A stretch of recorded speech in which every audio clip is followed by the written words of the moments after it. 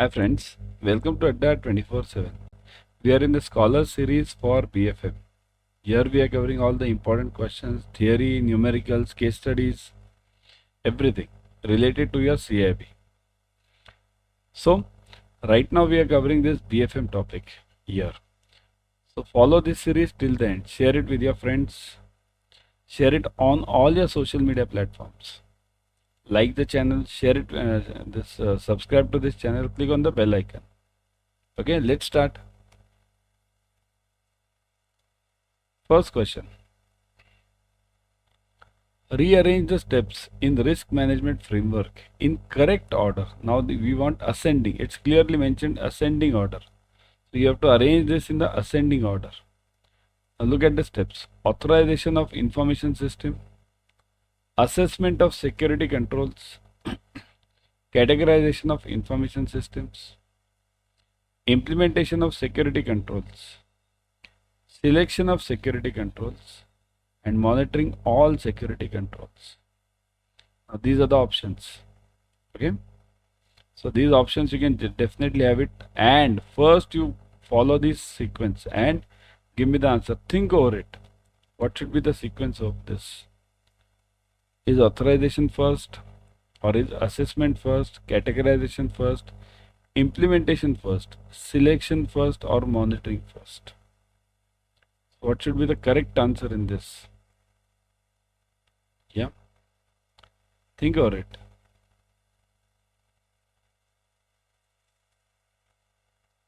What should be the correct steps? Yes. First is authorization or assessment or categorization or implementation. See here, look at the first word only. That much is enough for you because remaining things are okay. Authorization, assessment, categorization, implementation, selection, and monitoring. Okay. So first is what? Categorization or selection. Suppose if you want, if I give you some data, what will you first do? Will you select something first? If I give you 20 students to select and then tell you to select any 3 out of these. So firstly, what will you do? Will you start immediately selecting, or will you classify them first? You between 40 to 50 marks come on this side, or others come on this side, like this, right? So first always categorization is done. So one is always the step of categorization. This is always the first step. So now immediately what happens? Look at the options. A and C are gone. So this is A is gone and C is gone. Now B and D only. Second is common. Fifth, selection of the security control. So this is step number 2. After categorization, I'll do the selection, right? Third one is what? Now third one is again same. So implementation of security control. So step number 3, that is also same. Step number 4. Now look at where the difference. 2 and 6. Look at this. 2 and 6. Now here is a problem. Assessment of security controls, and here is monitoring of security controls. So which one will you do first? Will you do an assessment first, or will you do the monitoring first? Think over it. Will you do the assessment first, or will you do the monitoring first?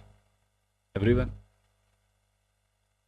We'll do the assessment first, right? So assessment is always done first. So step number 4. Now I think so things are clear. So here you have clarified that D is out and B is in. Now look at the remaining one. One is what? After fifth step is authorization of information system. So this is step number 5. And what is the last step? 6th, monitoring. After authorization, then I have to monitor, right? So this is my step number 6. So this is the right sequence. Okay. First is always categorization. Second is always selection. Third is always implementation. Fourth is assessment. Fifth is authorization. And sixth is monitoring. Got it? Clear? Next.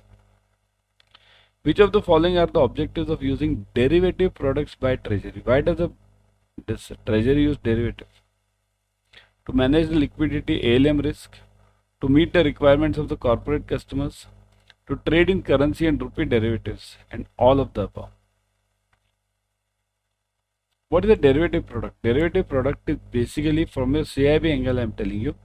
It is always used to hedge the risk. Hedge. Hedge means what? Minimize. Hedge the risk. Okay? Means I'll give you a simple example. Suppose let's say I buy a Reliance share. Reliance. Okay? Reliance share for around let's say 3000. Why am I buying this Reliance share? I'm buying this Reliance share because I expect it to go up. Okay? To let's say 4000. And then I'll be selling it. Right? That's why I'm buying this. Now the problem is of instead of going up, if this stock starts going down to 2000, then what happens? So this is a risk to me. This is known as a risk. To cover this risk, what will I do? I'll buy a put option. Put option. Okay. So here I call this, whenever I'm buying Reliance at 3000 and selling at 4000, it is called as long position. So whenever I'm long in any commodity, I have to buy the put option. Always remember this. Whenever you are long in any commodity, buy the put option. Okay. So that will prevent your downside risk. Suppose if tomorrow this Reliance starts going from 3000 to 2000, in that case, your put option will go on increasing. So you'll lose on this stock. Suppose if the share goes down, so you'll lose on this stock, but you'll earn on this put option. So to manage the liquidity and ALM risk, that is right. To meet the requirements of the corporate customers, so that is also right. Because many of the customers nowadays, corporate means all these Reliance, Tatas and all the companies, they nowadays want hedge the risk. Okay, so meet the requirements. To trade in currency and rupee derivatives. So this is a proprietary position. This is known as proprietary. Means what? This is for the bank itself. This is not for any client or anyone. Proprietary position. Here the bank is planning to earn the profits in this. To trade. Trade means what? Trade on its own behalf. So this is also right. So answer is D. All of the above. Okay, this is the right answer. Got it? Clear everyone? This is the right answer. Okay. Next. Which of the following is correct regarding the buyback of the certificate of deposit? So buyback, which of them is correct regarding buyback? Buyback means I have issued the certificate of deposits and I am getting them back. Buyback can be made only after 30 days from the issuance of CDs. It is to be done at a prevailing market price. The bought back CDs can be reissued. So which one is correct over here? Think. Which one is correct?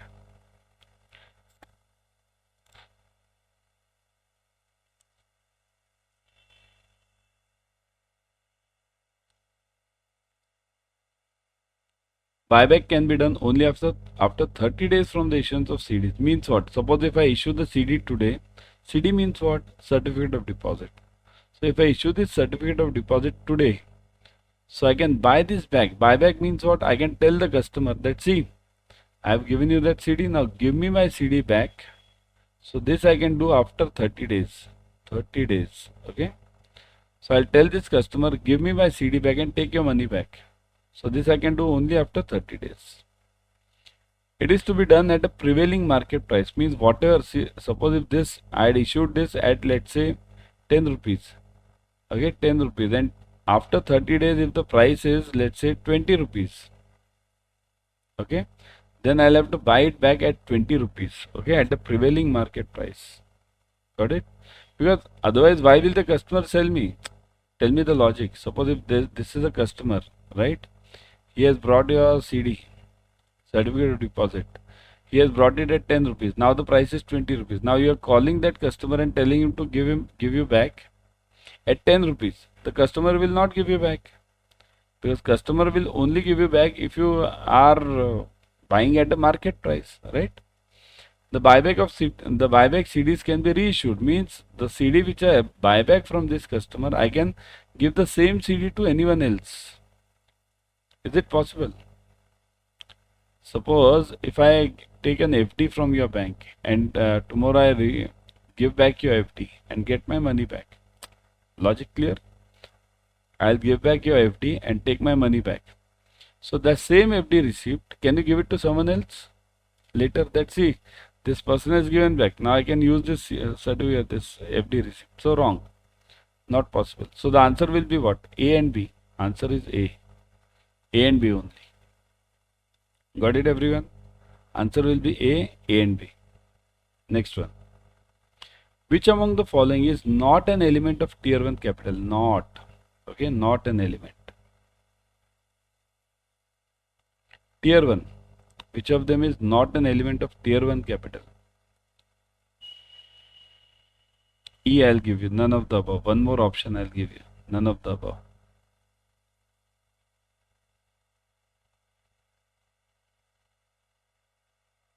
Okay.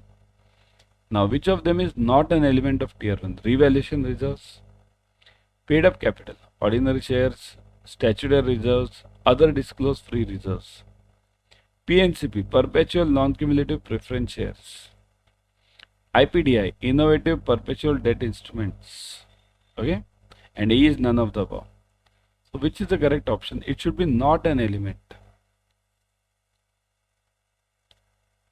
So, remember always, tier 1 capital will have all these elements. Here, what is the tier 1 capital? Tier 1 capital will have two parts.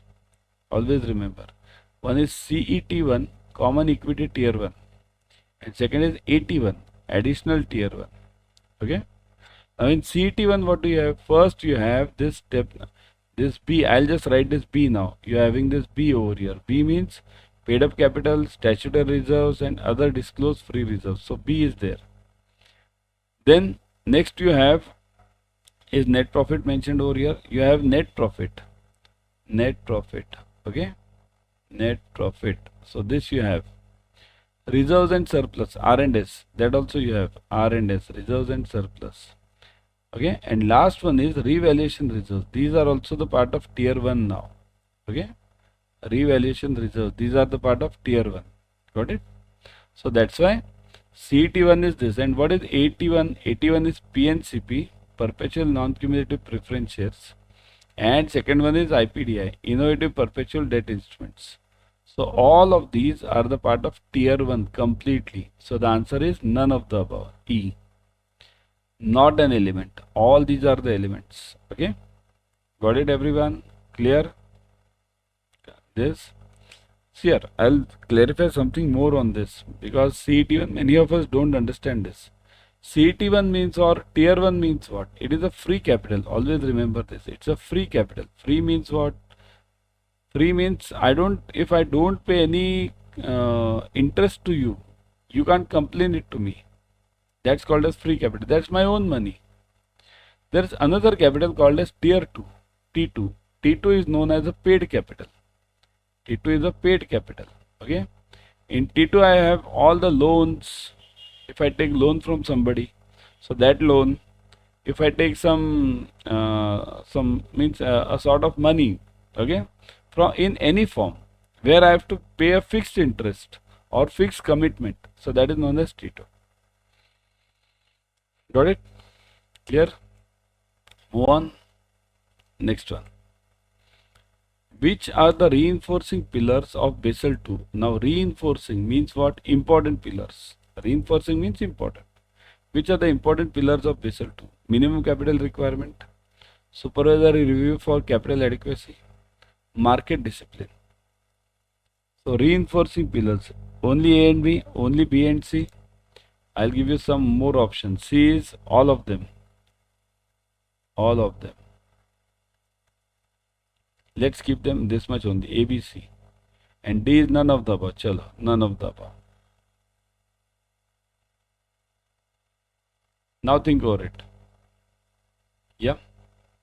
Minimum capital requirement, supervisory review, market discipline, only A and B, B and C, all of them, none of the above. What are the pillars of Basel II? You tell me, everyone. What are the pillars of Basel II?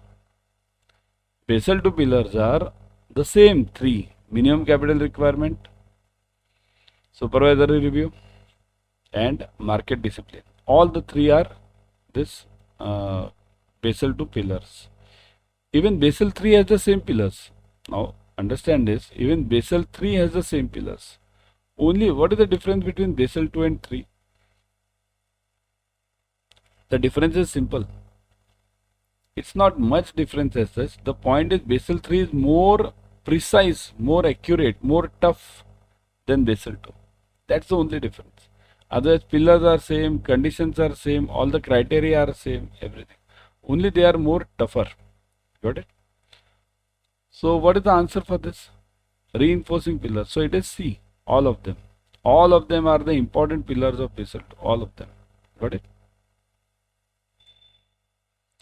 Which of the following options are available to the banks for managing interest rate risks? See here, interest rate risk. You have to manage interest rate risks. Which of them are the options? Match the long-term assets preferably with the non-interest bearing liabilities. Long-term assets, okay? Long-term assets means what? Loans of longer term. If I'm having some loan of more than 5 years or let's say 10 years, so that I have to match with non-interest bearing liabilities, means their way which don't have to pay any interest. Those liabilities means current account. Option number 1. B is what? Match the repriceable assets with similar repriceable liabilities. C is what? Use forward rate agreements, swaps, options, financial futures to construct synthetic securities and thus hedge against any exposure in the interest rate risk. Now, what do you mean by this? First, do you understand this? What do you mean by this? Okay. So, first, let's look at the first one. Match long-term assets with non-interest bearing securities. Is this true? We'll see one by one. Is this true? Long-term assets with non-interest bearing securities. Okay.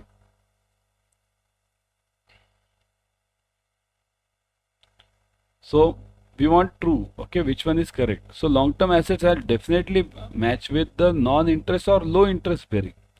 So this will be true. Match repriceable assets with similar repriceable liabilities. Means repriceable means what? Savings account is a repriceable asset. Is it so? Everyone answer me. Is savings account a repriceable asset? A liability, sorry. Is savings account a repriceable liability? Is home loan a repriceable asset? In the comment section, everyone answer me. Is home loan a repriceable asset? And is savings account a repriceable liability? What do you think? Answer in the comment section, everyone. Let me see in the comment section. What are you answering? Is savings account a repriceable liability? Is that home loan a repriceable asset? Answer it correctly. So the answer is true. Repriceable means what? Where the rate of interest will go on changing.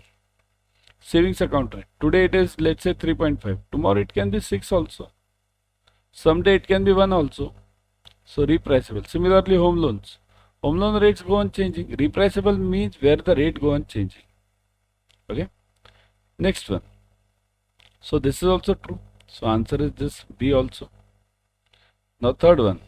Use FRA, swaps, options, financial futures to construct synthetic securities and does hedge against any exposure to the interest rates risk. Okay. So use this. What are these? Forward rate, agreement, swap, option. These are known as derivatives. These are known as derivatives. Okay. To create synthetic securities. Synthetic securities. What is synthetic securities in banks? What do you mean by synthetic securities in banks? What is the definition? Yeah.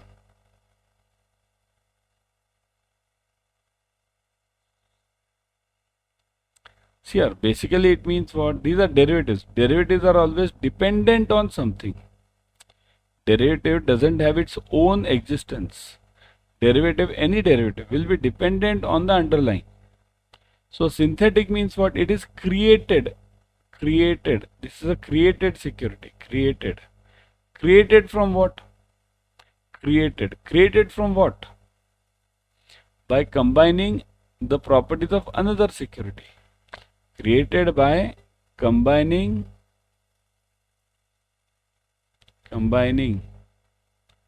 properties of another security. Another, that is known as synthetic security. Another security. Okay. So is this the same? Yes. Why? Because derivative is what? Derivative is basically created using the same definition. Properties of another security. That is how the derivative exists. Right? So that's why this is true. All of them are true. Look at this. All of them. A, B and C. All of them are true. Got it, everyone? Clear the concept? Synthetic securities is asked to you in exam many times. Synthetic securities. Okay, they ask you many times. Okay, got it, everyone? You must have this concept very clear.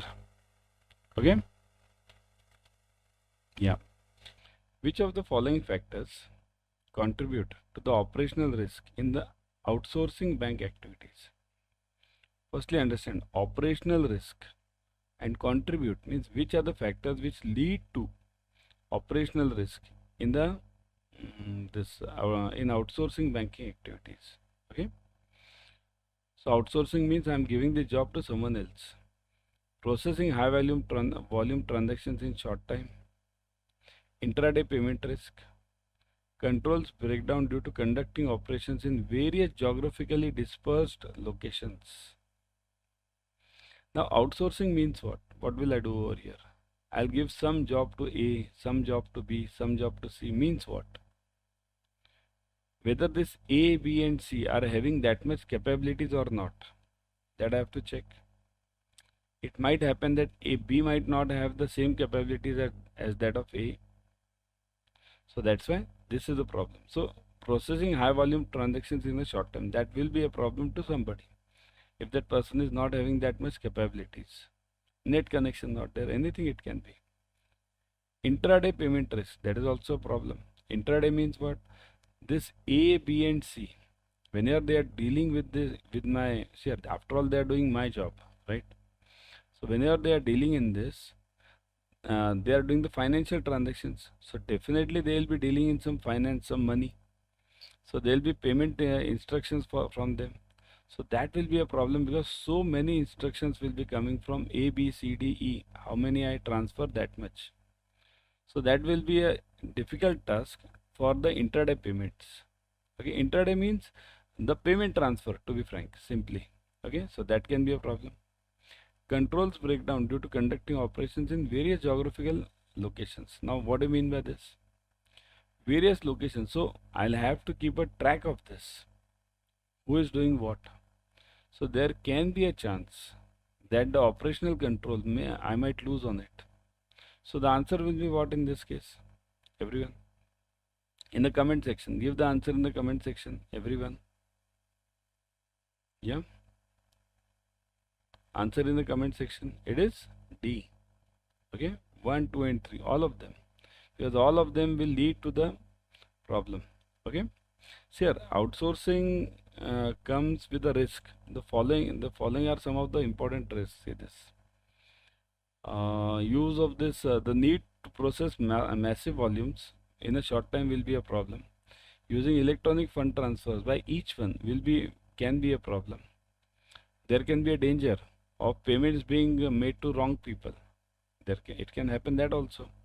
Operations at a several geographically distributed locations, that can also happen. Means transactions and internal controls, this may lead to the control failures. So all these problems may occur. Handling huge amount of cash and financial instruments, that is also possible. Means that is also one of the biggest issues. Okay, because some part will be there in cash. So that cash, how to handle it? Got it?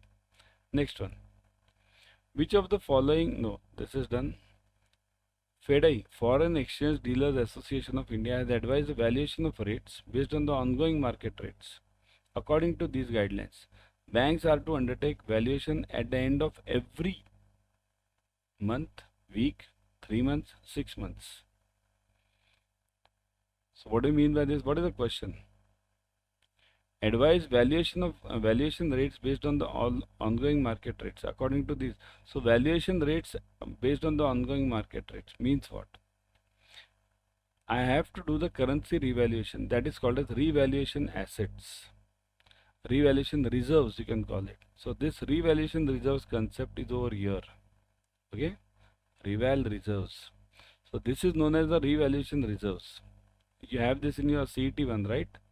So this is revaluation reserve. So this is to be done after every what? Check this. Every month, week, what? 3 months, 6 months. So it is to be done every comment section. Everyone, comment section. It is to be done every month. Okay, every month you have to do it at the end of every month. End means or any time, every month. Okay. See here, FEDI. What does FEDI do? Foreign Exchange Dealers Association of India. It basically advises RBI and other bodies on foreign exchange related matters. Mainly, it gives the holidays. The means basically it gives you the holiday breaks. Okay, and the rates based on the ongoing market rates on month end dates to enable the authorized dealers to revalue their foreign currency positions. So it has given this guideline that it has to be done on the ongoing market rates and revalue the currency positions, okay, at the month ends. RBI has approved guidelines of uniform standard accounting practices for valuation of forex losses or profits or losses by ADs, which are issued by FEDI.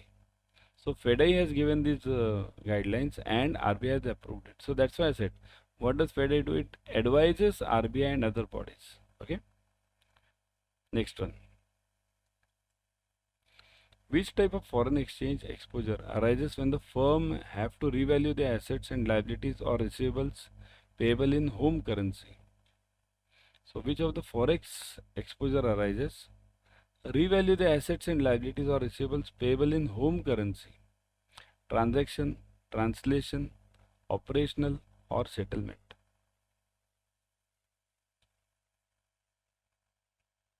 Yeah. Means what is the question? First you get the question right. What is the question? It means here, it's simple.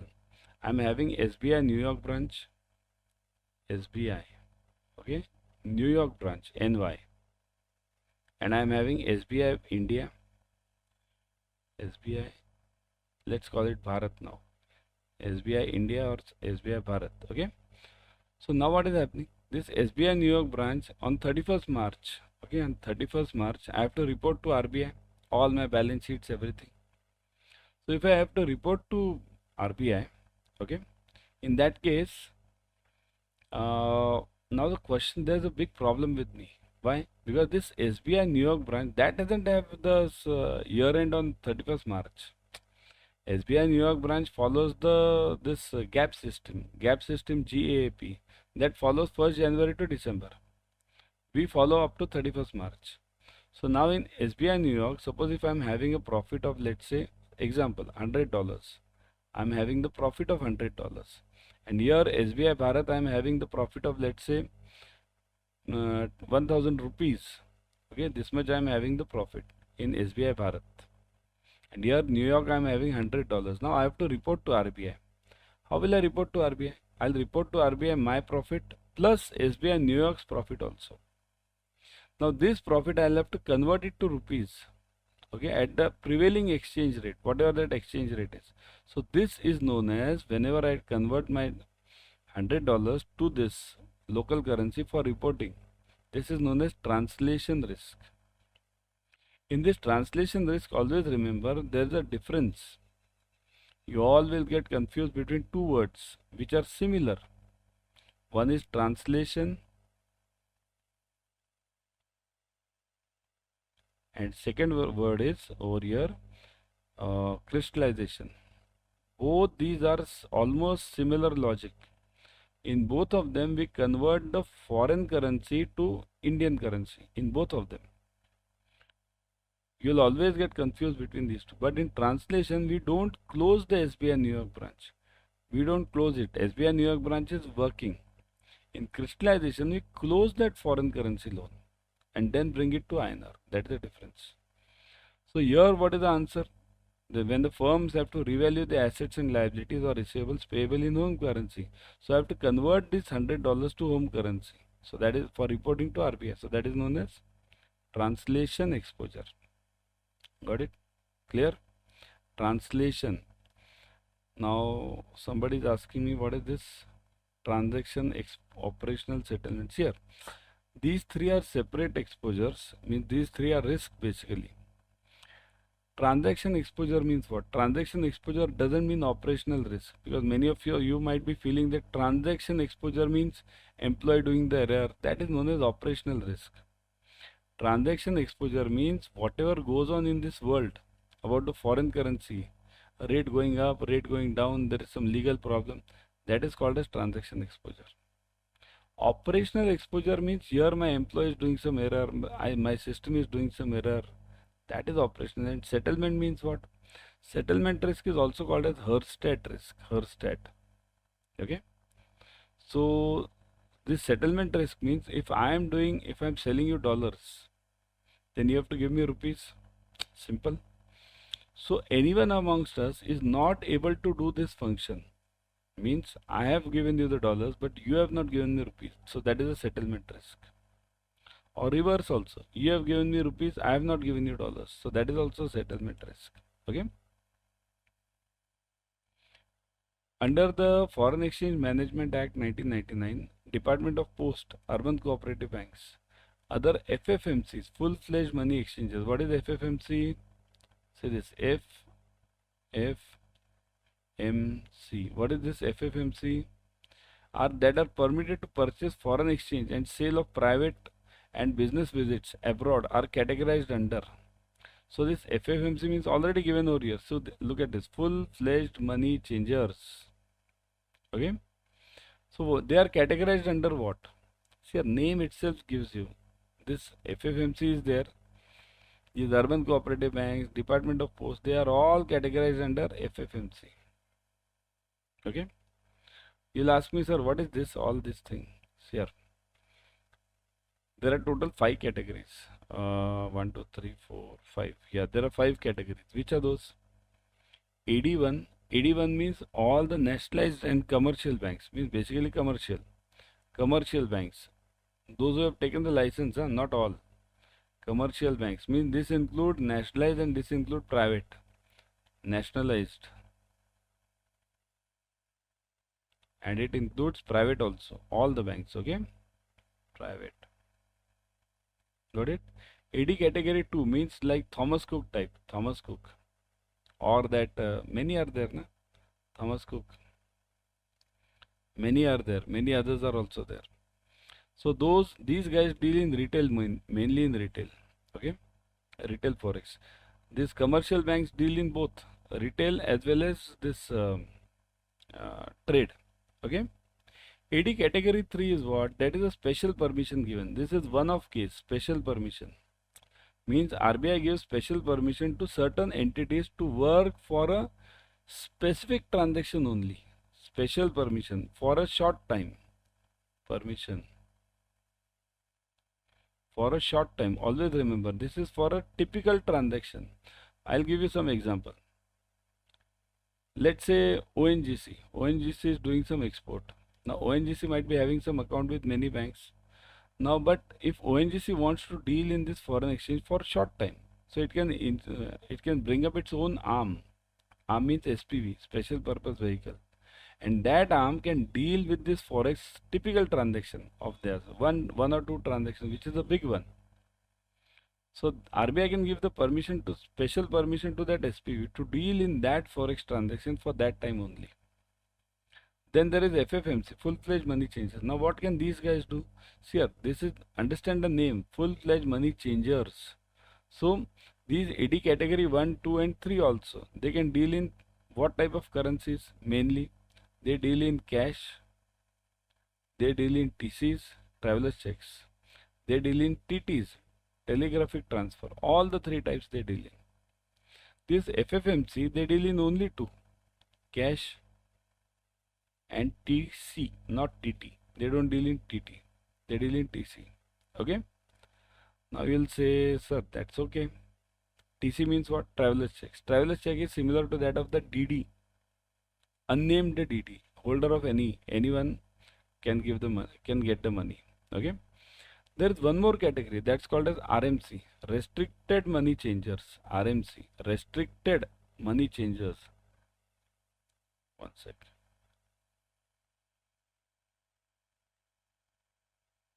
Restricted money changers. Okay. What do these guys do? These also deal like this FFMC only. Only the problem is, now look at the difference. This FFMC can buy and sell both. Buy and sell. It can do anything. It can buy the cash, give the cash. It can buy the TC, give the TC. Okay? Sell the TC. TCs are generally not sold by them, but cash is mainly. RMC means what? These guys can buy only. They can't sell.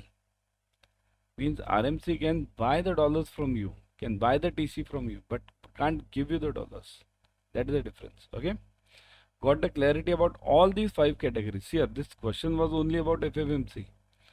But it was important that the concept of all these should be clarified in your mind. Isn't it? Clear now? Type yes in the comment section if you have understood this. Everyone. Okay? Move on. Chalo. Which of the following statement about the NRO is incorrect? So which is incorrect about NRO? NRO we are talking of, non-resident ordinary account.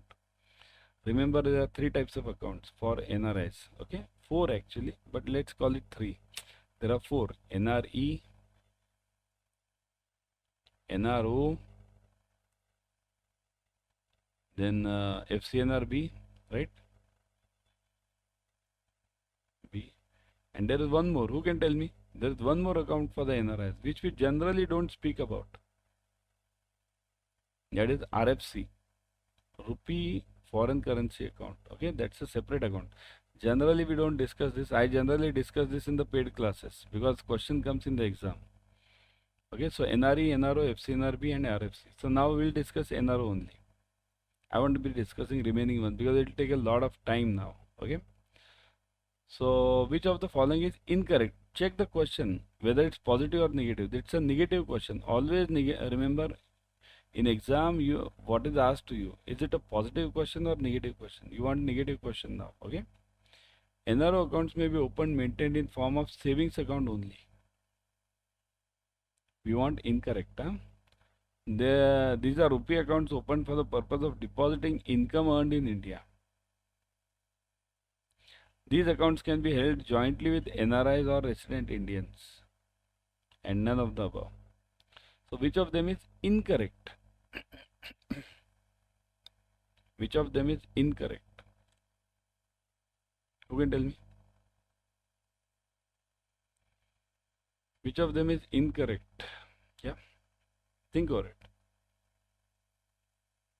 None of the above. I'm seeing some answers getting as none of the above. Is it none of the above? Remember, the correct answer is, means incorrect answer is, this is false, this is true, and this is true. Again, this is false. Now you say, how can it be false? In form of savings account only. It's not that. Both these NRE and NRO can be opened in 3 forms. Okay, saving, current and FD. All the 3 you can open. There can be NRE savings, NRE current, NRE FD. There can be NRO savings, NRO current, NRO FD. Okay, depending on what are you doing. FCNRB is only FD. FD. This is only savings account, savings. Okay, so FCNRB is only FD. It can't be a saving or current account. Okay, FCNRB is in always foreign currency. It can't be in rupees at all. Can't be in rupees. This will be strictly in rupees. It can't be in foreign currency. Both the accounts. It will be in rupees. Both of them. Okay. RFC will be in dollars, means not in rupees. I don't say dollars because it can be pounds also, but not in rupees. Okay. Local funds can be credited to NRO account. Got it? Foreign funds can be credited to all the accounts. Very important. If I say local funds are credited to NRO, many of you will say foreign funds are credited to NRE, FCNR. No. foreign funds can be credited to any account, NRE, NRO, FCNRB, RFC, any account, because after all these are NR accounts. Okay, but for local funds, suppose if I'm see this, which was that option here, B1, for the purpose of depositing income earned in India. So if I'm having a flat in India, I'm an NRI, let's say, I'm having a flat in India. That flat owner is, that tenant is giving me some rent. Where will he deposit the rent? He'll deposit it in NRO account. It can be opened with joint account with Indian resident also. So both of them are allowed. NRE also joint resident allowed, NRO also joint resident allowed. FCNR not allowed. Okay. Got the point? Got the clarity, everyone? Okay. If a security has 7% daily VAR or 5% in treasury management, it means which of the following? So what do you mean by this? Let's say I call this 5%. You can call this risk also, 5% risk. Okay. 7% daily VAR or 5% risk in the treasury management. Then what does it mean?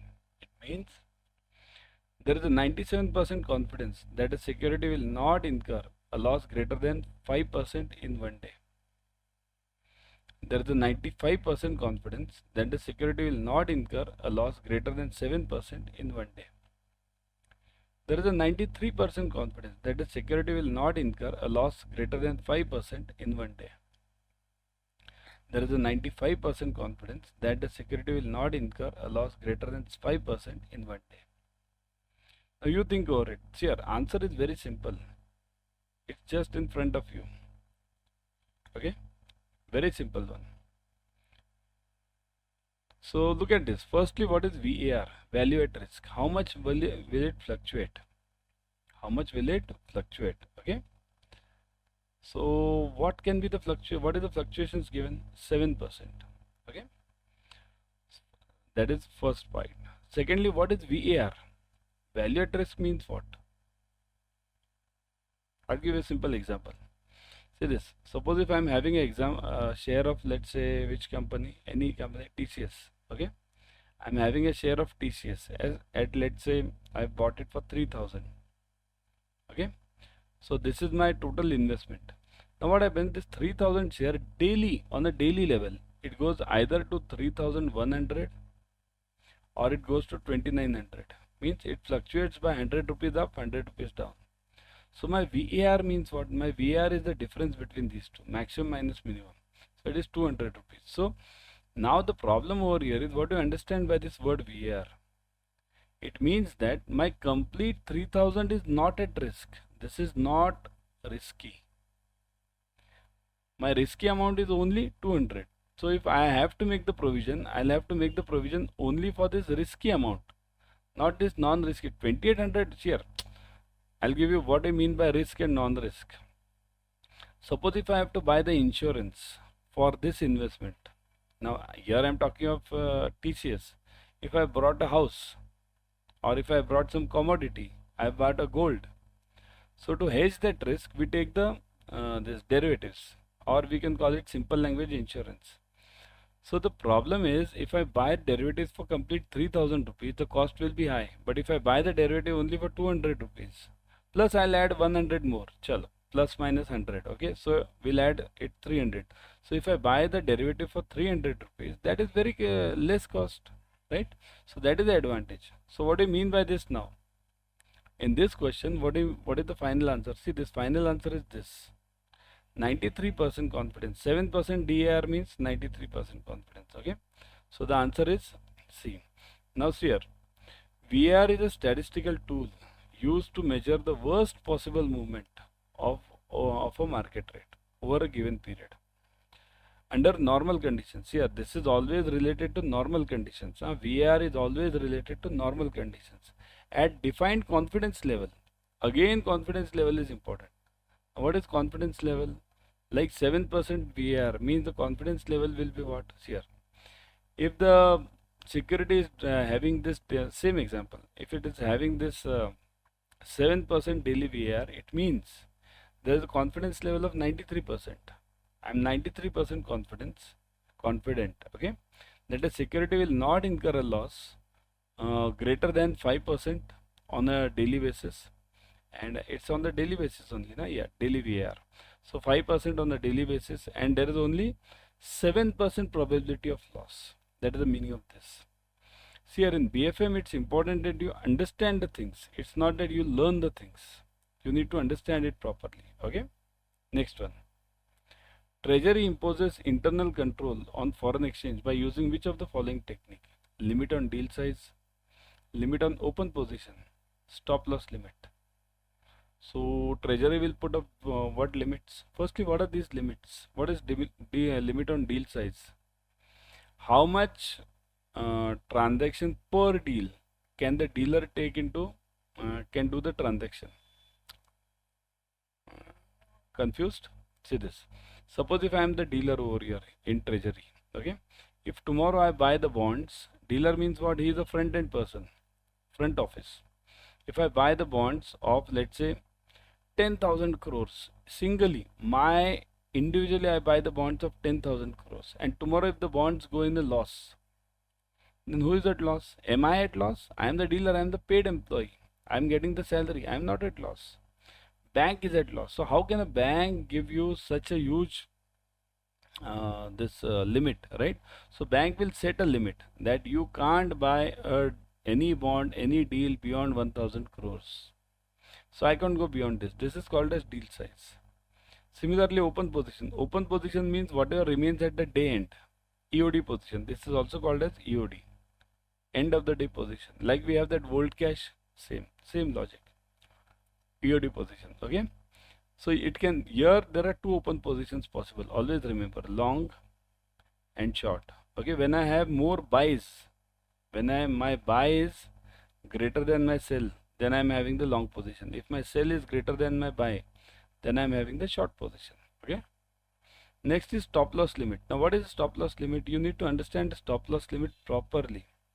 So here firstly remember, stop loss limit is automatic. Always remember this, automatic. Suppose if I put a stop loss, it will automatically get triggered if the value is come. I don't have to look into it. So that is the important point. And it is always done at the manageable levels. Manageable means what? Suppose I'll tell you simple logic again. See this TCS share again. If I buy the TCS share, okay, at TCS at 3000, okay.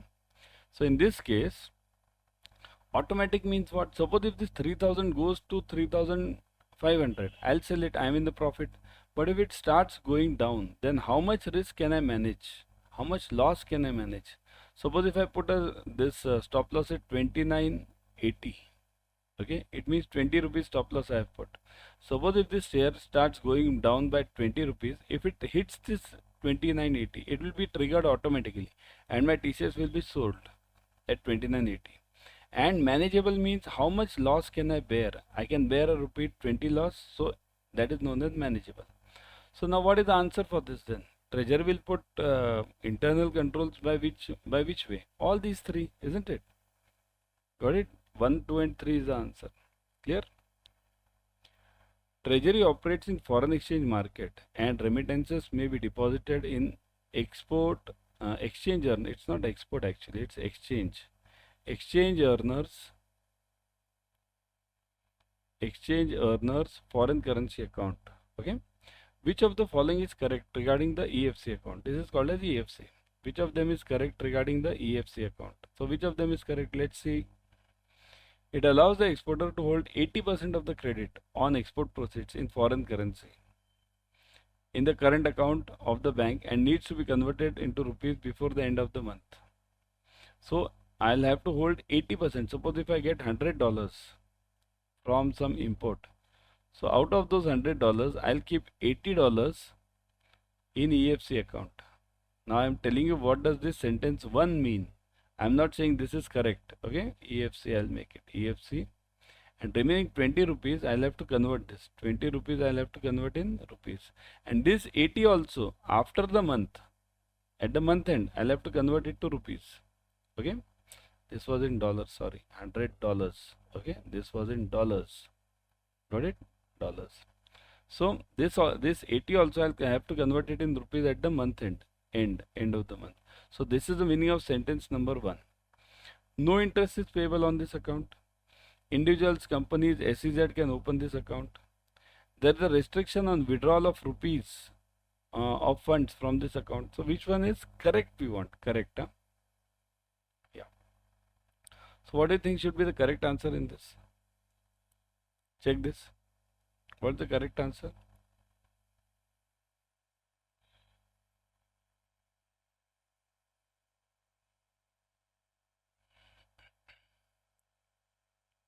Correct. We want correct here. Think of it. Is this 80% correct? Or is this interest payable correct? Or this company's SEZ can open? No restriction on withdrawals. A restriction on withdrawals. Is this correct? So the correct answer over here is, yeah, it is this. B, no interest, because it's a current account. Only this is correct. Remaining everything is wrong. Why it is wrong? Here, it allows exporters to hold 80%. No, the rule is changed now. It is complete 100%. I can hold complete 100% in my EFC account. And no month end, with end, no lafda. Okay. So before the month end, that is removed now. So this is removed. Okay. So that is the point number one. Individuals, companies and SEZ can open this account. It's not that. Only who is earning the forex can earn this. Otherwise, tomorrow any company will come and ask for the EFC account. Anyone who's see the name itself, exchange earners, exchange earners. Okay. So otherwise, any company will come and open the EFC account. Okay. So that is also wrong, false. This is also false. Then what? There is a restriction on withdrawal. No restriction. It's a current account. I can withdraw any amount anytime, isn't it? So how can there be a restriction, right? So the EFC account is a foreign currency account held by the authorized dealer, AD1. Always remember, it is with AD1. It can't be with AD2, AD3. Okay, what is AD1, AD2, AD3? I've explained this in my earlier lecture also. AD1 is all the commercial banks. All of us, generally all the commercial banks, those who are having the license. Okay. So AD1 is that bank. AD2 is basically these private companies like Thomas Cook and everyone. Okay. AD3 is a special license given for certain transactions by RBI. It can perform the job of AD1 also, AD2 also, but for specific time limit. After this, there is FFMC, full-fledged money changer, and there is also RMC. Generally, cooperative banks are under that FFMC. Okay. So got this point. So EFC account can be opened with this AD category 1 bank, which is allowed to deal in the foreign exchange. Okay, only that bank. All not all commercial banks. Otherwise, you'll say any commercial bank. Generally, see 99% banks, commercial banks are big banks, means private as well as nationalized. So they can have the license. Okay, it is a feature that allows the foreign exchange earners to specifically exporters we are talking of to credit 100% of their money, dollars which they receive, not only dollars, any currency, into this EFC account. So that why this EFC account is there? This EFC account is there so that the person doesn't lose on the exchange. Means what? Suppose let's say I am the person in India or businessman in India. Okay, what do? I buy from Britain or London. Okay, I pay them in dollars. Here their currency is pound, but generally we pay them in dollars. So I'll buy the material from London and pay them in dollars, and similarly I sell in USA. Okay, and I pay them in I get dollars from there. So dollars here are received. Here I get the dollars, and here I pay the dollars. Okay. So now what happens? This is rupees because this is I am in India. So first what I have to do? I have to convert this dollar to rupees and then convert the rupees to dollars. So I am losing on exchange 2 times. So to avoid this, what does RBI say? RBI says no. What you do? Remove this rupee concept. Whatever you get the dollars, maintain this dollar account only. EFC account. This is a dollar account. So you get in dollars, you pay in dollars. That's it. Okay.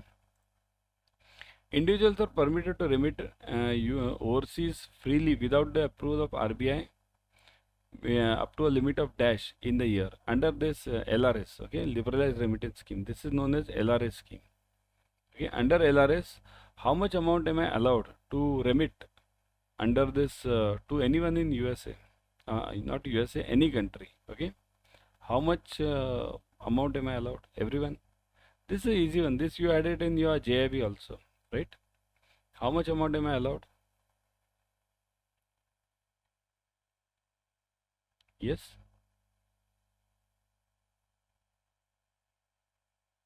It is 2,50,000. Okay, 250 per person.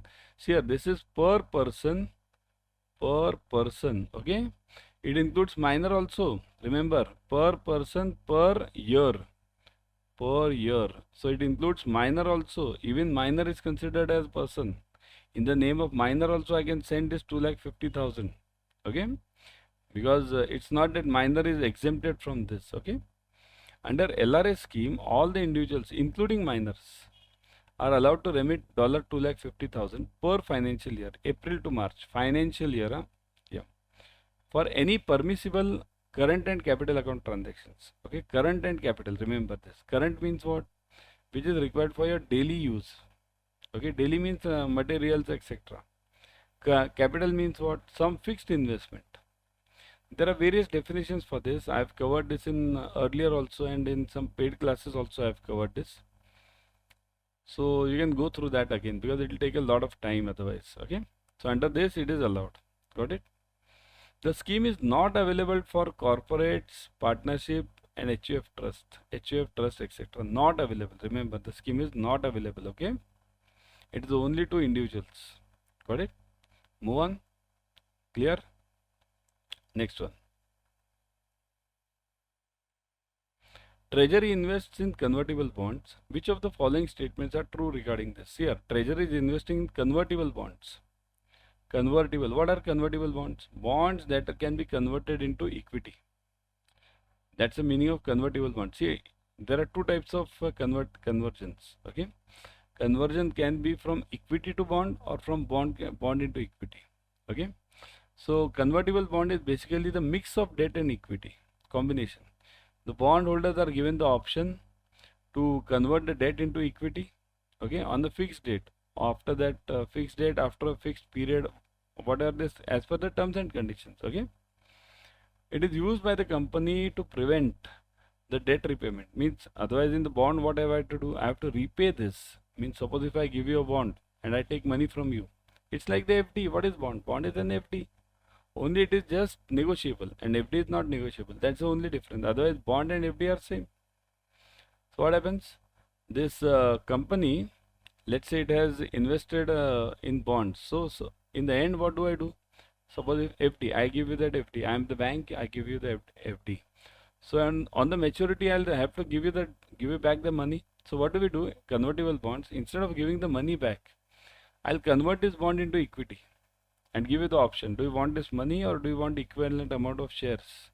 So I'll show you all the rosy picture about the shares. This share will go this price, that price, everything. Okay. So that is basically convertible bond. So what is true? It is a mix of debt and equity, wherein the bondholders are given the option to convert the debt into equity on the fixed date after a fixed period at a predetermined price.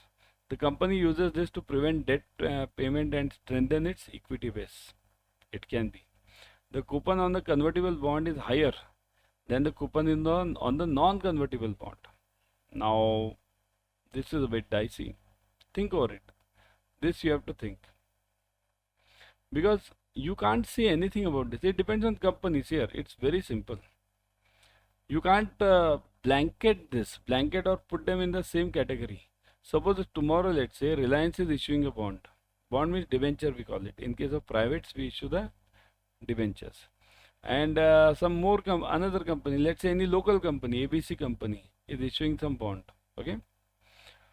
So it doesn't depend on whether it's convertible or not convertible. It depends on the rating of the Reliance. Suppose if it is AAA plus, and this company will be having the rating of BB or B, then obviously the rating the one who's having the higher rating will have lesser interest, lesser coupon. Why? Because that person doesn't need your money. The person has many buyers. And the person with a lower category or lower rating will be requiring your money. That will give you high coupon or high interest. Right? So that is the difference. So this part 3 is wrong. Okay? Only 1 and 2 are right. Only 1 and 2 are right. Got it, everyone? Concept clear? Consider the following statements regarding CBLO. CBLO means what? Collateralized borrowing and lending obligations. So that is known as CBLO. And choose the correct ones. So you have to choose the correct statement regarding CBLO. Okay. Now what is it? It is traded in the secondary market. It can be readily encashed at the requirement of the lender without waiting till the due date. Settlement of CBLO takes place through Clearing Corporation of India. Now, firstly, you need to understand what is CBLO. CBLO means basically collateralized borrowing. Now, what is collateralized borrowing? Borrowing means what? Means what? Collateralized. Here, every loan is a collateralized borrowing, isn't it? Every loan which the bank gives is a collateralized borrowing. So, what is the difference then? Yes, CBLO is basically a money market instrument. Money market means what? It is traded in the bond market. Bond market means secondary market. It's a money market instrument that represents what? Obligation between the borrower and the lender concerning the terms and conditions of the loan. Okay. So, means many of us feel that this CBLO and this repo, they are same. Many of us feel that. Because after all, both of them do the similar job only. So always remember, CBLO is basically for overnight collateralized borrowing. CBLO is for overnight collateralized and lending product backed by the government securities or other approved collateral. So mainly it is backed by the government securities. Okay. So it is for overnight. Remember, repo market is for what? Short-term repo. Means it is generally not overnight, but nowadays repo has also been brought overnight because they are competing with each other. So repo market is basically a short-term borrowing and lending instrument where market participants use securities as collateral for loans. So there is a slight difference. This is overnight and that is longer term. But there are repos also nowadays. Short-term repos are also there overnight. Call money we call it. So now CBLO got it. Now the question over here. So what is true regarding the CBLO? This 1, 2 or 3. Which one is true? So for that you need to think over it. What is the answer?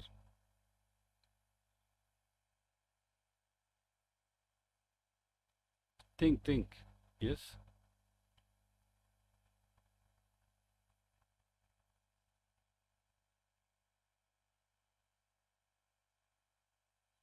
All of them are true. Correct? All of them. All of them are true. Got it? All of them are true. Why all of them are true? Because here CBLO is traded in the secondary market. That's already told. So that's true. Okay. So all these treasury products, basically CBLO or any product which is traded in the money market instrument, these are all basically the secondary market products. They come from the primary and then traded in the secondary. So it's a money market repo instrument launched by this Clearing Corporation of India. It is used by the banks, primary dealers, and this insurance companies, mutual funds that cannot access the call money market. See this, understand the difference. So just now I told you call money is there under repo, but that can be accessed only through the banks. What about others then? Those who want to participate in this mutual funds, insurance companies, which are not banks. So they can go through this CBLO.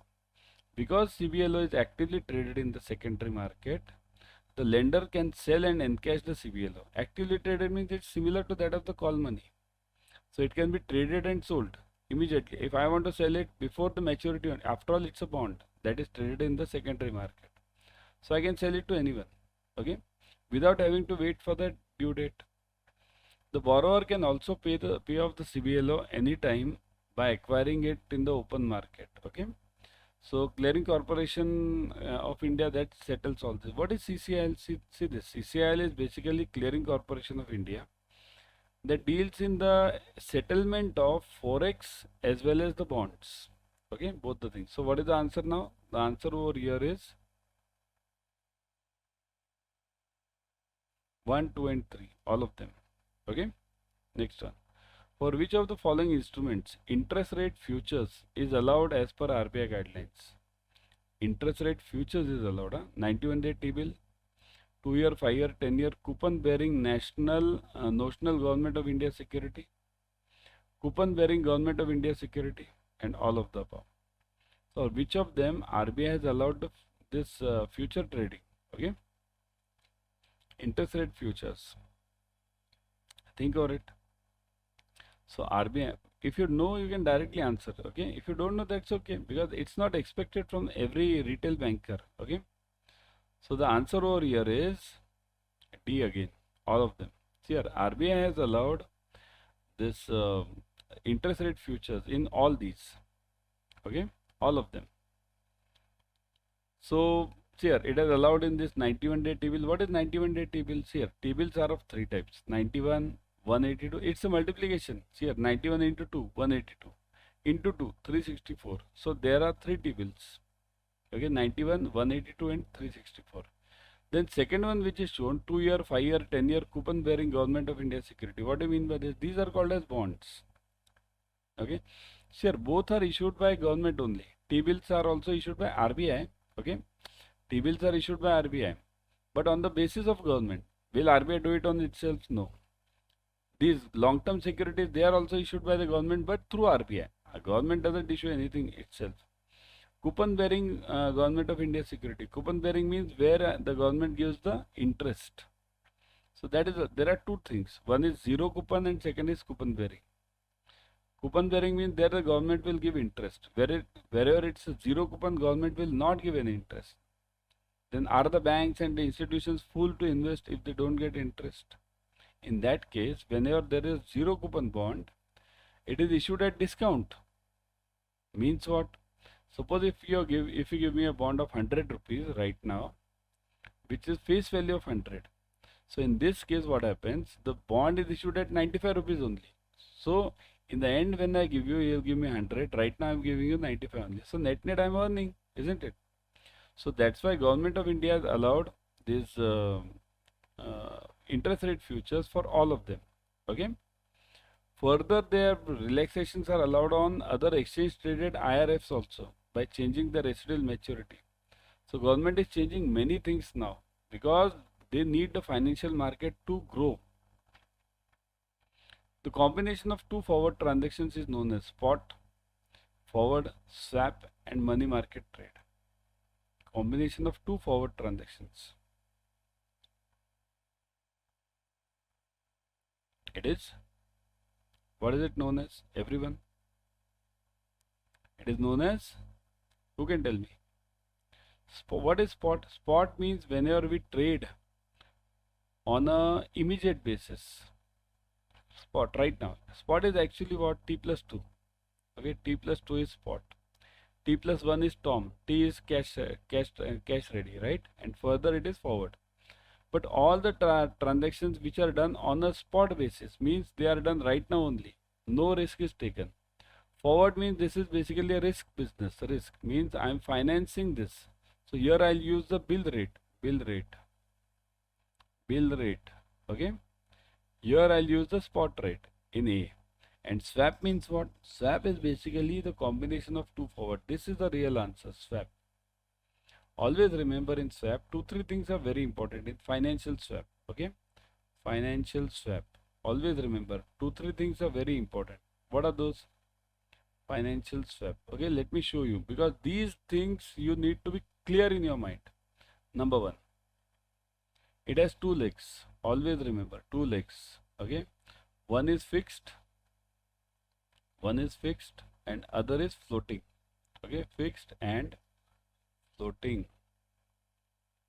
One is fixed, other is floating. Means what? For example, suppose if I take 1 lakh rupees from you and guarantee you 7% rate of interest, guarantee. So that is a fixed leg.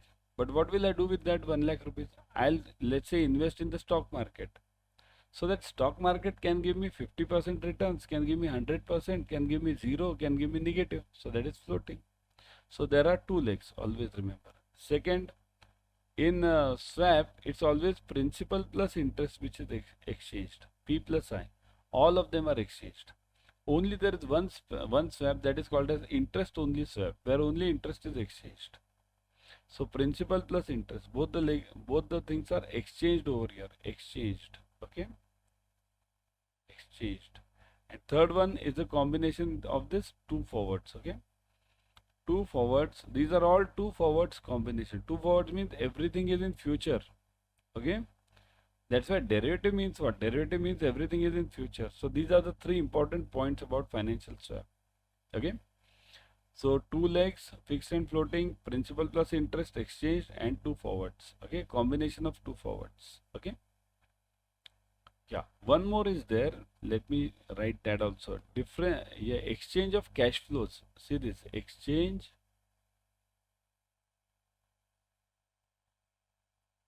of cash flows. Okay, cash flows means what? This is a sort of RD.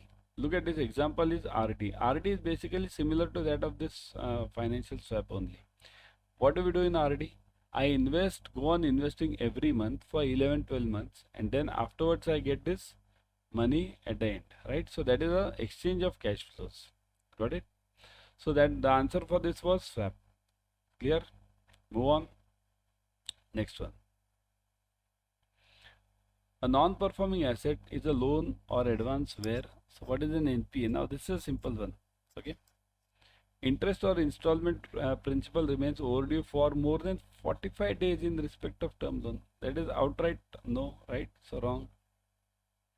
Account remains out of order in respect of ODCC. Yeah, out of order it's okay, but for how many days? It should be more than 90 days. Okay. So it's not given. So this will consider it as true because days are not given over here that much. The bill remains overdue for more than 45 days. 45 days in case of bill purchase. 45. Everywhere it's 90 now. Okay. The installment of principal or interest thereon remains overdue for two crop seasons for longer duration crop. Longer duration crop, it's always one crop seasons here. This is for agri loans, crop loans. Okay. So short duration crops, it is two crop seasons. If something remains overdue for two crop seasons, okay, then it is called as this short duration crop. Okay. And if it is overdue for more than if it's a long duration crop and it remains overdue for one crop season, then it's called as NPA. Means this is the NPA definition for agri loans, for crop loans basically. Yeah. Agri also we have various types of loans. If I give a tractor loan which is not related to crops, then it's a purely commercial loan. So there this two crop, one crop doesn't apply. Got it? So the answer for this is, this is wrong. So answer is clearly account remains out of order in case of CCOD for 90 days. Okay? Clear everyone? Got it? Anything required in this? I don't think so. Okay? Chalo, move on. Next one.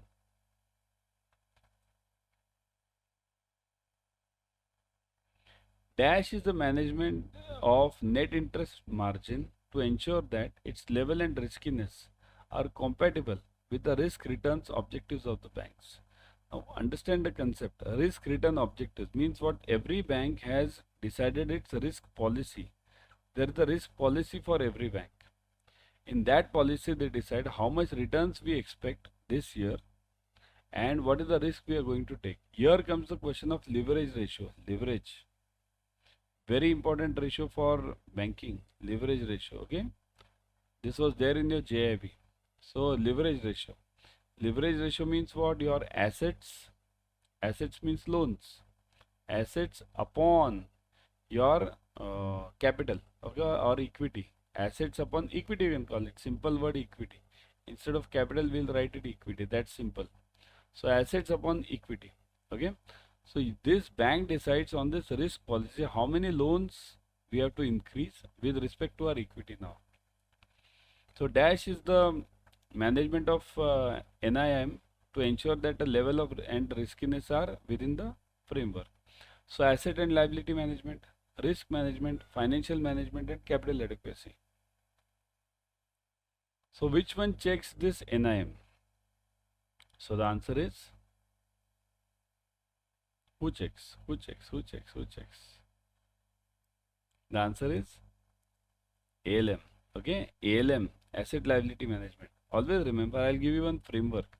Okay, in any bank there is a there are various committees. Now, this will clarify your doubt regarding ALM. There is at the top there is always board of directors, BOD, right? Below them there is a committee called as RMCB, Risk Management Committee, CB. This I have taken. I'll take in the paid classes. Details I'll give it over there. Below them there is a committee called as RMCB. Below them, below this RMCB, there is a committee of senior executives. Three committees of senior executives. What are those? Now comes this picture. So first is this CRMC, Credit Risk Management Committee. Second is this ORMC, Operations Risk Management Committee, and last one is this ALCO. ALCO. Okay. So this is Asset Liability Committee. So this Asset Liability Committee is doing the job of Asset Liability Management, ALCO. It is done by ALCO. Okay. So these three, now the details I won't give because it will take a lot of time. CRMC measures only credit risk or focuses on credit risk. ORMC focuses on operations. ALCO focuses on market risk. Market means that risk which is not in your hands. Market risk. It is not in your hands. Okay. So that is market risk. So below this there are support groups. Now just to add on this, as we have taken this topic, there are support groups which support them. Support groups. Okay. Support groups below this. So that's why the details I take it in the paid classes over there. So do join them. I'll tell you how to join this at the end. Okay. There's a new batch starting up, a Zeal batch. So I'll tell you. Okay. So let's move on. Next one. Which of the following risk is not captured under the regulatory capital adequacy ratio as per Pillar 2 and Basel II framework? Okay. Interest rate risk in the banking book, credit concentration risk, liquidity risk, settlement risk, reputational risk, not covered. Okay, which of them is not covered in the banking book? Very important one. Which of them is not covered? Okay.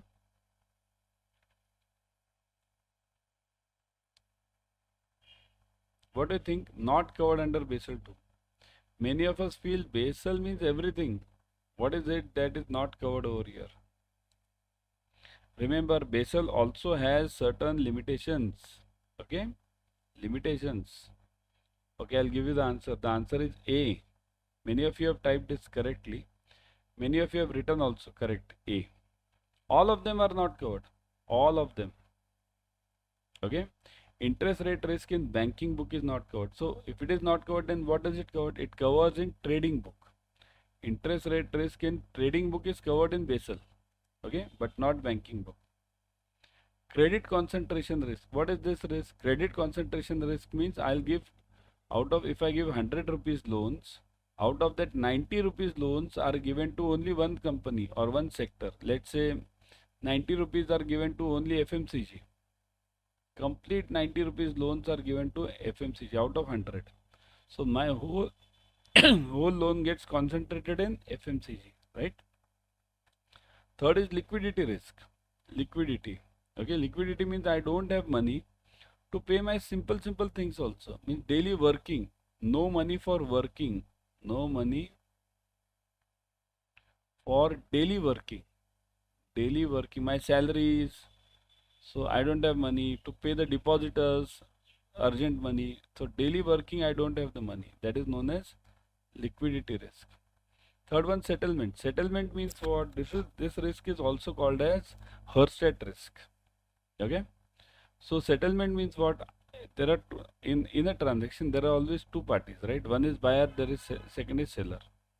Now what happens if this buyer or one party does some job?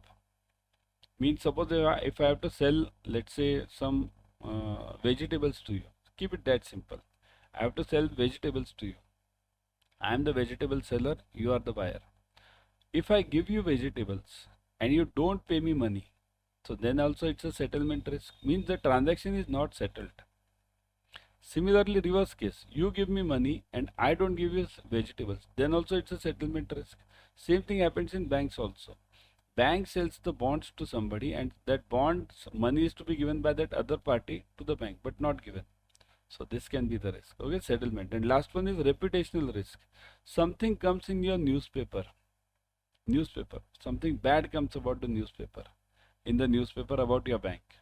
Something more. This bada ghotala, this fraud, and everyone comes in your banks for withdrawal of money. These newspapers give anything. This bank has gone bankrupt. They directly give you without even looking at it. So that is reputational risk. There is one more risk which is not covered over here, but I'll give you. Okay, you must know this. That is strategic risk. Strategic. That is also not covered in this Basel 2. Okay, Basel Pillar 2 of Basel 2 framework. It's not covered. Strategic risk. Okay, that is now covered in Basel 3. Okay, strategic means what? It's a business risk. For example, I'll give you long-term thinking, long-term vision, long vision. I'll give you. Okay, that is not there. So that is basically a strategic risk. Example, I'll give you. All of you had this Nokia phones in 2008. Many of us had this. So Nokia phones in 2004 to 2008. Everyone amongst us had this Nokia. Where is Nokia now? Do you see any Nokia phone now? Anywhere? Anyone is having? Okay, just type in your comment section if you are having the Nokia phone. Nobody, right? Why? Nokia company is gone. Why? Because lack of vision. They didn't see Android coming up. That's why. Same thing is happening in banking also. If we don't change as per the expectations of the customer, we'll lose out on the business. Okay? So that's why this is very important. Got it, everyone? Clear? So this long-term vision or strategic thinking is not covered in this Basel 2. Okay?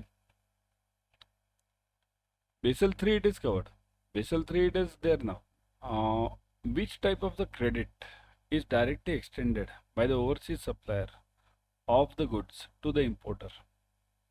So extended by the supplier of the goods to the importer. Buyer's credit, supplier's credit, importer's credit, and banker's credit. Now let me explain you first few things, because this is not only for your getting the answers yes or no. You must understand the things. Okay. So the point over here is what is here, what is buyer's credit and what is supplier's credit. Firstly, you understand that it's a form of trade credit. Remember, trade credit. Okay. Trade credit means what? The ECB means external commercial borrowing less than 3 years is called as trade credit, mainly done for your businesses. Means for your capital or current account, both. So this is of two types. One is buyer's credit and second is supplier's credit. Okay. Now what is the difference between them? Supplier's credit. Let me explain you. Supplier's credit. Okay. I'll explain you through this example over here. Let's say this is now remember one important part you should remember. This is only for imports. This is not for exports. Always remember. Your trade credit, buyer's credit, supplier's credit is for imports only. So this is my buyer over here. Buyer in Bharat. Okay. Buyer is in Bharat. Okay. And the supplier is in USA. Okay. Now this supplier, okay, supplier, and his buyer is in Bharat or here in my country. So now what happens? This buyer, okay, this buyer wants to buy these goods from this USA supplier, but he doesn't have money right now. Right now, no money. So what will the buyer say? Buyer will tell the USA guy that you send me the goods right now. Send me the goods. I'll pay you after goods. Okay. I will pay you after. Look at this. I'll pay you after, let's say, 2 months. Dollar. I'll pay you after 2 months. Dollar. 2 months. Okay. Now if they both know each other, understand this. If they both know each other, then this USA supplier will say what? Okay, no problem. I'll send you. You pay me later. Okay. Am I coming in between over here? One sec. Now you are able to see this, no? Yeah. So what will this USA guy say? He'll say, okay, so you pay me later. But now the problem is, if they don't know each other, then what will this USA supplier say? Sir, he'll say, I don't trust you at all. I'll send you the goods. And you won't pay me after 2 months, then what? In that case, what you do? You contact your bank, let's say SBI over here. You contact your SBI and tell them to give me the guarantee that they will pay me after 2 months. They will pay me. Understand this concept? They will pay me. So here what happens? SBI gives it in writing. Understand this? It will give it in writing to this USA supplier that you send the goods to this guy, and after 2 months we will pay you. We means SBI is taking the responsibility now. So that is the basic meaning of supplier's credit. And then the supplier is okay that okay, I'll send you the goods, after 2 months I'll give you, SBI will give me the money. So this credit is extended by whom? Supplier. So here the answer becomes supplier's credit, where the credit is directly extended by the overseas suppliers to the goods, to the importer. But now look at the buyer's credit. I'll explain you that also. In buyer's credit, what is happening? Same case again. Okay, buyer in Bharat. Okay, I'll just write BP. Supplier in USA. Supplier in USA. Okay. Now the problem is, this supplier is not ready to wait for SBI also. See, this is SBI now. SBI. Supplier is not trusting this SBI, or basically the supplier doesn't want to wait for 2 months. Supplier says, nothing doing. I want the cash right now. If you want the goods, give me the cash right now. So now earlier what was happening? SBI was giving the surety to this supplier. Now what SBI will do? SBI will contact Citibank over here in USA. Citi. Okay. And it will tell Citi that what you do, this guy is not listening. This supplier wants cash immediately. You give him the cash right now. Give him the cash right now. Dollar. Now. Then Citibank will say, what about my money? So SBI will tell them, I will pay you after 2 months, because my person is not having money right now. He will pay me after 2 months. Okay, the same amount plus interest. So SBI will pay dollar plus interest to this Citibank. Now, will SBI pay it from its own pocket? No, it will take from this buyer. So this buyer will pay to SBI along with principal plus interest, and SBI will pay it to the Citibank. So all are happy over here. Supplier got the money right now. Citibank got the interest. SBI also got this interest on this, because it will also charge the commission for this. And buyer also got the goods. So this is the way this buyer's credit and supplier's credit works. The answer for this was only supplier's credit. But I gave you buyer's credit because you need to understand buyer's credit is between bank to bank. And generally I'll tell you, even in buyer's credit, this buyer in Bharat, this buyer, he finds out Citibank. It's not that SBI will contact Citibank. What has the SBI to do with it? Because after all, the whole deal is from this buyer. So buyer will contact Citibank and tell, you pay this dollars to this guy, my SBI will pay you later. Because this buyer is also not a small person. Okay, he is a well-known person in the world. That's why he can contact Citibank. Okay, so this way the transaction works. Got it, everyone? Clear the concept of supplier's credit and buyer's credit, both. This was a case study sort of this. Okay, this was not a simple question. It was a sort of case study, right? So you need to understand these two again. Go through this video again and understand it. Okay. A huge strike is taking place in a factory in Rajasthan. The materials which need to be exported are not ready by the deadline. In this case, which type of international trade risk is experienced by the buyer in Seattle, USA? Political, shipping, exchange, and operational risk. Which type of risk? Getting the points here. There is a supplier in Bharat. Okay, this supplier is supplying some goods. Now there is a strike in the company of the supplier. So the buyer in USA who has ordered the goods will not get the goods, right? So which type of risk is this called as? Political, shipping, exchange, or operational risk? What is this called as? Think over it, everyone. Let me check who's giving the answer first. Who gives the first answer? Let's check this. Comment section. Everyone in the comment section. It is called as fast. Operational risk. Okay, because political is different, shipping is different, exchange is different. This is this operational risk. See here, it relates to, see this. This is strike issue. Strike issue means operational.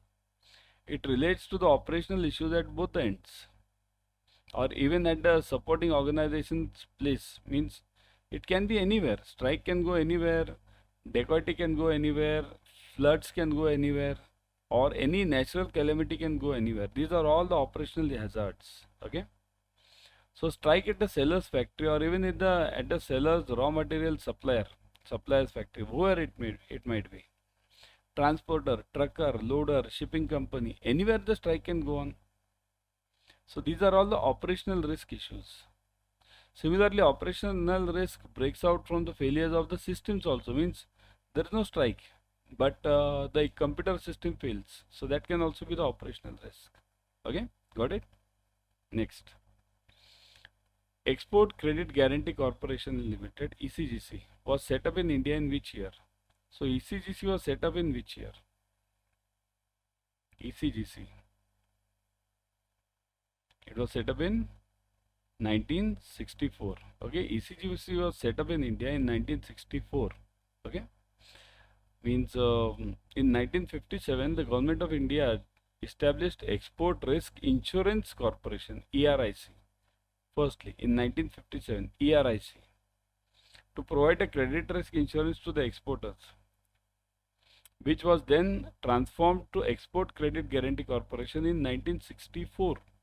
Okay, so that was the point. Next one. Which type of ECGC's policies cover risks in respect of export of capital goods and turnkey projects involving medium and long-term credit? So ECGC has many policies. Remember, I'll just give you the broad view. ECGC has two types of policies. Okay, mainly three, but we call it two only because there is a special case-to-case basis. That's a separate policy. One is for the banks, and second is for the exporters. These are the two main policies designed by ECGC. Okay, so here we are talking about ECGC's policy cover risk in respect of the export of capital goods and turnkey projects involving medium and long term. So here we are talking of exporters policy, not of the bank. So buyer wise policy, specific policy for supply contract, specific shipment policy, and services policy. So which policy is used by ECGC for covering this capital goods and turnkey long term projects? Yeah, long-term projects. Remember, long-term project. Long-term project is always a turnkey or supply contract project. So this will be the policy used. Specific policy for supply contract. Okay, this is the policy used. A bit details about this policy. Let's see. Let me show you. This supply contract policy is suitable for the contracts which are for the long-term nature. Now we'll say what is long-term nature? Sir, it can be many things. I'll give you an example. Tomorrow if ONGC India's company, it digs all that oil wells, okay, throughout the world. So if ONGC tomorrow gets a contract from, let's say, some country in Oman or some country in Iraq, and ONGC has to dig the well. Now this digging the well can't be done in 1 year. You have to search, you have to do this archaeological survey, everything you have to do it. And after that you have to dig it. So it takes a lot of years. Roughly setting up that oil field will take around 6 to 7 years. So that's why these are suitable for long-term contracts. Now also these contracts are not repetitive. Means what? Will I go and dig this well? Okay, one well if I try to dig and it failed, then okay, next well immediately. It's not that. It's huge cost, huge. Okay, those who have done farming, they'll understand it. What is the difference between getting the water in the well and not getting the water? It costs you huge. Same thing is applicable there also. Not repetitive nature and which will involve medium and long term contracts. So this is basically for this supply contract. Got it? What type of guarantee of ECGC covers post shipment advances granted by the banks to the exporters against export incentives receivables in form of cash assistance, duty drawback? So cash assistance and duty drawback. Duty drawback means the duty which is paid by me, I'll get it back from the government. So post shipment credit guarantee, export finance guarantee, export performance guarantee, and export production guarantee. Which is the policy used for this duty drawback and this cash incentive? Yes, it is. It is export finance. Okay, export finance. Okay. Yeah. So it's actually export finance credit. Okay, export finance guarantee. So what if it's basically export finance only, you can call it, or because the word guarantee is added, that's why we are adding the word guarantee. Okay. So this covers this duty drawback also. Now duty drawback means what? Duty drawback means what? Whenever I export something, I have to pay the customs duty. But the government of India is giving me incentives for this customs duty. Incentives. So these incentives I get it after some time, let's say 1 month or 1.5 months. Generally 1 month is enough nowadays. So up to that time my money is locked under those duties which I have to get back. So that is basically financed by the bank. Okay. It is suitable for contracts of grant post shipment advances. It basically to the exporters and against the export incentives. Okay. In case of cash assistance, duty drawbacks, everything which it gets from the government. Okay. Do you know ECGC is the 5th largest credit insurance company in the world? 5th largest credit insurance company in the world. Okay. So that is one of the greatest things in the world. I'm not talking of India. Due to this insurance cover, the financial institutions are better placed. Means because of this insurance, they are better placed in the world market because they'll get the duty drawback, and in the meantime, by the time the money is locked, ECGC pays them, right? So that's why the supplier has better advantage of liquidity. Okay. Sunita was to choose a life insurance policy that pays certain percentage of plan sum assured after regular intervals. Which type of plan should she choose? See, your life policy. Now you'll say, what is this life policy, sir? Is this a PFM question? This question is of some retail banking, isn't it? How come this has come over here? See, remember one thing. PFM, it covers everything. They can ask you any question. They can ask you this ULIP question also, unit linked insurance policy. They can ask you anything. Anything under the sun can be asked, which is related to finance and the risk. Anything can be asked. So what does she want? She wants that certain percentage of the plan sum assured after regular intervals. Means what? Regular intervals means what? See this. I take this policy over here. This policy is for, let's say, 20 years. Okay. 20 years. So what does she want? Every 5 years, 1, 2, 3, and last this 5. She wants some amount. Okay, some bonus, something. So this type of amount we get it in which policy? Whole life, endowment, money back, and ULIP, unit linked insurance plan. Where do we get this? Okay, this is from your actually JIB. So many of you should be able to answer this. Whole life, what is whole life policy? Whole life, okay, I'll give you some clarity. Whole life policy is only one premium paid throughout the life of that policy. Only one single premium policy we call it.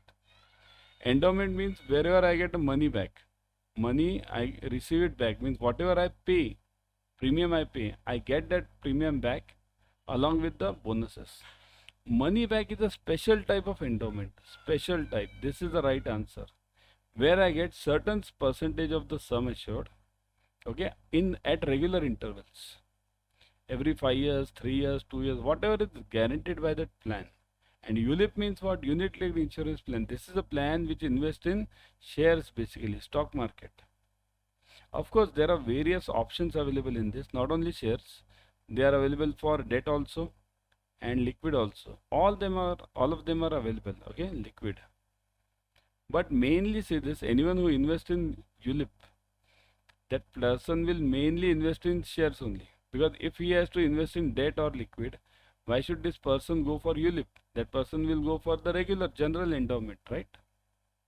So the answer for this is money back. In money back plan, you always get the some part of that sum assured, some part of that premium which is paid at a regular intervals in your pocket. Okay. So that was an important question in this. Got it, everyone? Understood the concept of this ULIP and everything? Okay. Chalo. Next one. Now, okay. Now, before going, let me tell you, join the Zeal batch. Say this. Join the Zeal batch of CIB. All the numerical, objective questions, case studies, everything covered. Just now started. 1st May. Everything covered. All the subjects covered, compulsory ones. Also, you can join the Mahapack 2.0. In this Mahapack, you will be getting multiple batches per subject. 15 plus batches per subject. Okay. Now, the advantage of this Zeal batch is it is starting now, 1st May. It's just now started. And it will end at the time of your exams. So, because of this, what happens? Your knowledge will be fresh whenever you go for the exams. So, join this, and huge opportunity means huge discount offers are going on. Let me show you. Discount offers, let's see here, almost 80% discount is going on right now. How to get it? Let's see. So let's go to Adda 24/7. Click on JIB and CIB. Click on CIB June 24. See this Zeal batch. Okay. Click on this. Ebooks, test series, live classes, counseling, doubt solving, experienced faculties, live and recorded sessions, everything available. What cost? What is the cost? Look at this. Click on buy now. Put the code Y432. Y432. Click on apply. 79% off. This code will give you the maximum discount on all your purchases. Y432. Plus, you'll get 1% using the app. So 80% off. Isn't it a great discount offer? Also, as I told you, Mahapack 2.0. Join this Mahapack. In Mahapack, you are getting 15 plus batches per subject. Plus, now you are getting double validity. Means you buy for 6 months, you get it for 12 months. You buy for 12 months, you get it for 24 months. What an offer, isn't it? Plus, all these ebooks, test series, everything that is obviously there, and 80% off that is there. Same thing, click on buy now, look at this, same thing. If you have, those who have not watched this, click on buy now, put the code Y432, click on apply, see this 79% off, and purchase it through the app so that you get 1% extra. Okay, so don't miss this offer, join it immediately. Okay, bye.